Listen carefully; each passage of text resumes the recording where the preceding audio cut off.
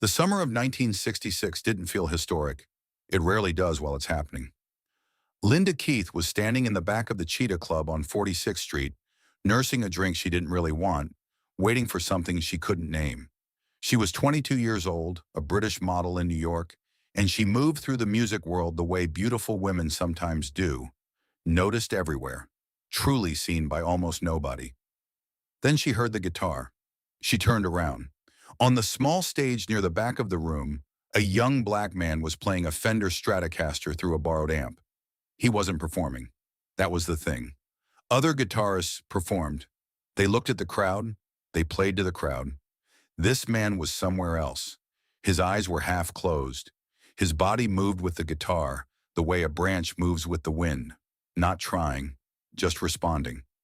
Linda stood still for a long time. She didn't know his name. She didn't know anything about him.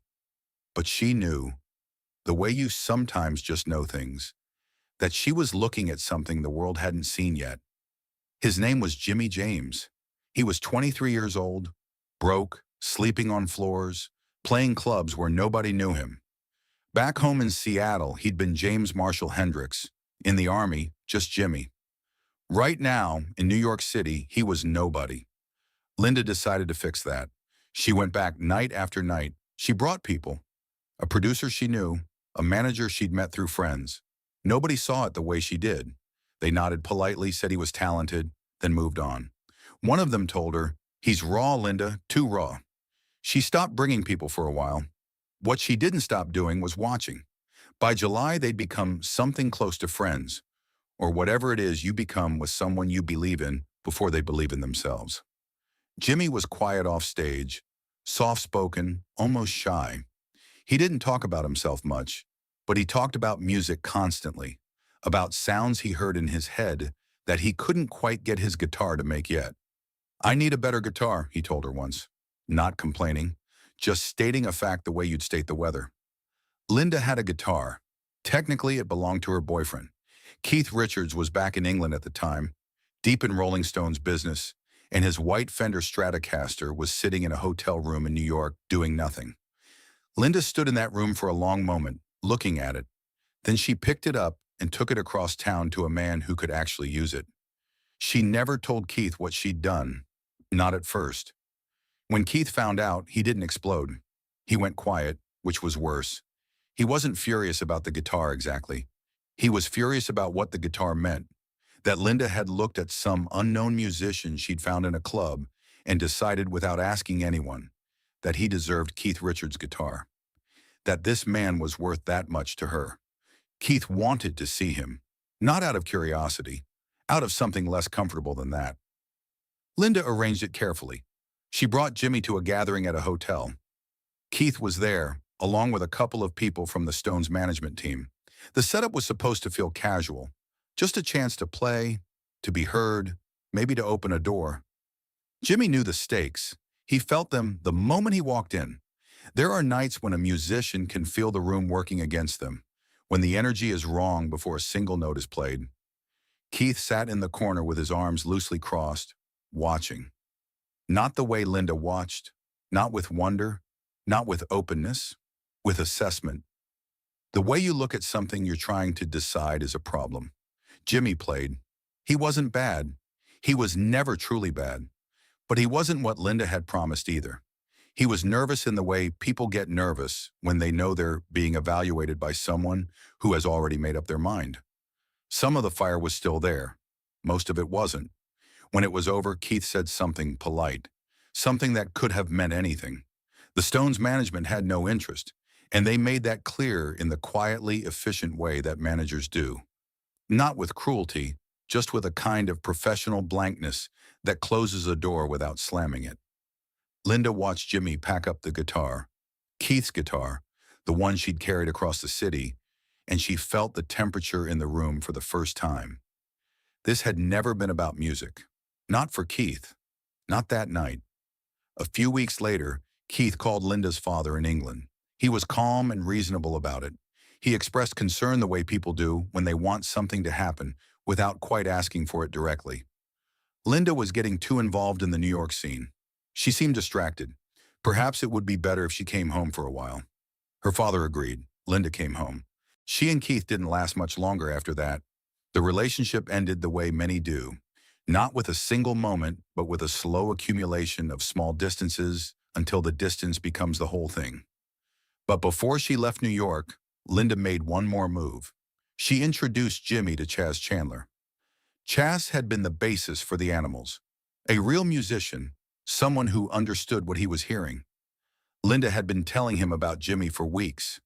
She brought them together at a club downtown, and Chas watched Jimi play for about 4 minutes before he decided to rearrange his entire life around what he'd just seen. By October 1966, Jimi Hendrix was on a plane to London. Nobody in New York talked about him much after that. Time moves fast in that city. There's always something new. London in late 1966 was a city that believed it had already seen everything worth seeing. British rock had crossed the Atlantic and come back famous. The clubs were full every night. The musicians who moved through them carried the specific confidence of people who know they're at the center of something important. Then Jimi started playing. It didn't take long. Within weeks, the conversations in dressing rooms and late-night pub back rooms shifted. People were describing things they'd witnessed in terms that didn't quite make sense, trying to put language around something that language hadn't been built for. Keith Richards heard the stories. He dismissed them mostly. He'd heard the guitar. He'd seen the man in that hotel room. Nervous, careful, ordinary. He thought he knew what Jimi Hendrix was. The Speakeasy Club on Margaret Street was one of those London rooms where the music world went after midnight, after the shows and the interviews, after the public version of everything. Real conversations happened there. Sometimes real music did too. Keith was there in the spring of 1967 when Jimi took the stage. It wasn't planned. It rarely was with Jimi. He played the way some people talk, because there was something to say, and the guitar was how he said it. The first 30 seconds were enough for Keith to understand that something was wrong with his memory. The man he'd seen in New York, careful, restrained, slightly lost, was not on that stage. This was someone who had found something, or someone who had always had it and now had a room that could actually hold it. The guitar didn't sound like a guitar, which is the only honest way to say it. It sounded like a conversation happening just above the frequency of language. Emotional, precise, sometimes brutal, sometimes so quiet that people looked down at the floor without knowing why. Keith stood very still. He was good at that. A specific kind of stillness that people who knew him well recognized. It meant something was happening inside that he wasn't ready to talk about yet. He watched the entire set. He didn't drink. He didn't speak to the people around him. He just watched Jimi's hands, the way they moved, the small adjustments nobody else would notice, but that made all the difference.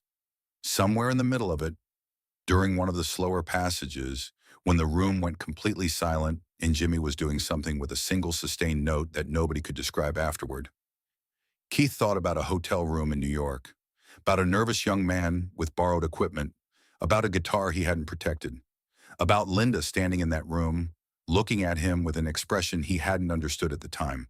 She had known. Before any of them, she had known. The set ended. The room came back to life slowly, the way rooms do after something real has happened in them.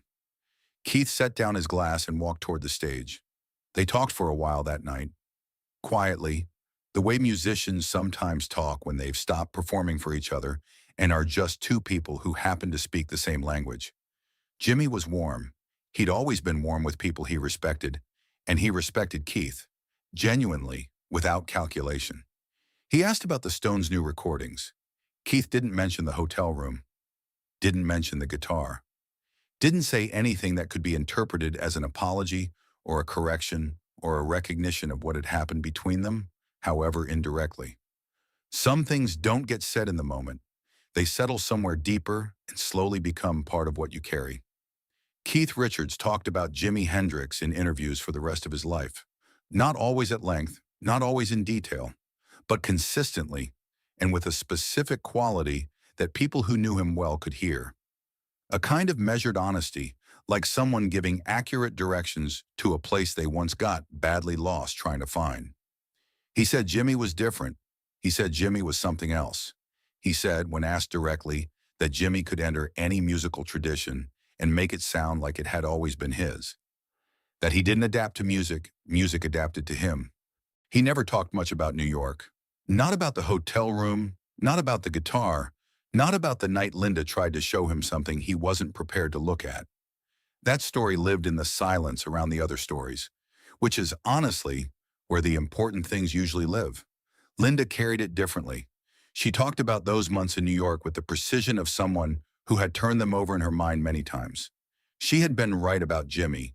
She had known before anyone, before the records, before London, before the world caught up.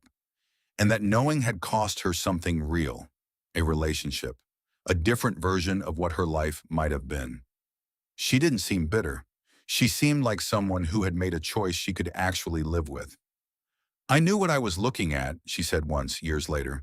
You don't always get credit for knowing first. But you know.